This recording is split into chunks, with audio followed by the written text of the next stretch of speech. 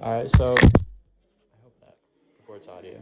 But my topic was on basically like the influence of political spending on like whether, or I guess like limits on political spending, and if corporations should be allowed to contribute as much as they do to campaigns. And so I was going to talk to you because you work in like a library. You should be able to see like some of the effects. So first question, so do you think that corporations have more power than average citizens or voters, and have you seen this play out? On just elections in general? Yeah, just very general. Just do corporations have more power than an average citizen? I think they do because they have more money. So, because of that money thing, it's kind of like it's hard to limit money because money's a subject of First Amendment speech. So it's kind of like everybody thinks that they shouldn't be able to spend their money like that, but you kind of have struggles of finding grounds to like ban it on. So that kind of comes to, should corporations have the same First Amendment rights as citizens? Well, I mean, it's hard because if I'm going to give $25, a politician's not going to do what I want.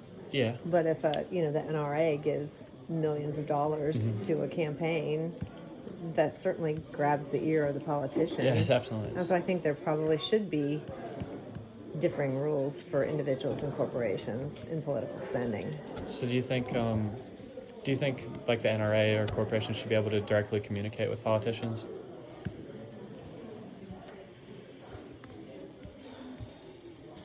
I'm not sure how we stop that. Would you put rules in place to... I mean, there sort of have been rules. It's just kind of where they infringe on First Amendment rights, stuff like that, where how you spend your money and how you talk to like the press and stuff like that.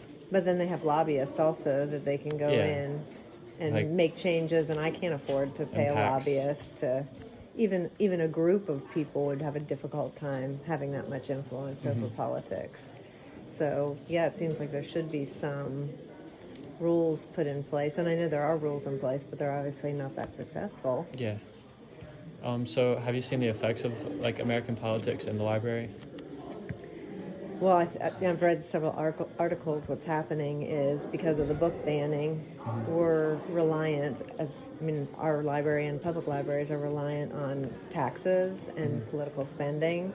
And what some of the politicians are doing is they want to take some money away if there are books in the library that they feel like should be banned. They're taking some of the funds away from libraries. So libraries are having to purchase less materials, hire less workers, do less with less money. And this is directly just because like politicians don't like that these books are being held in libraries? Yes. And then the other thing that the other side is trying to do is they're trying to set up legislation that would keep, if you are banning books, legislation would then take money away from you, like politicians. So there's both, people are arguing on both sides. Like if you carry the books that are banned, we're going to take your money away. And now the other side that are, against banning books are saying, well, let's put legislation in place that if you do ban books, you get money taken away. So you're seeing it from both sides, and what they're saying is neither side is right. And both sides are the library kind of takes the blunt of it. Yes. Yeah. So kind of getting at my next question already, but do you think corporations have their needs met before those of public institutions like libraries? By the government? Yeah, like,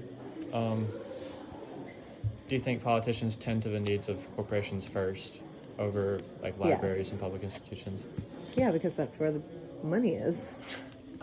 So I think I got kind of what I was looking for.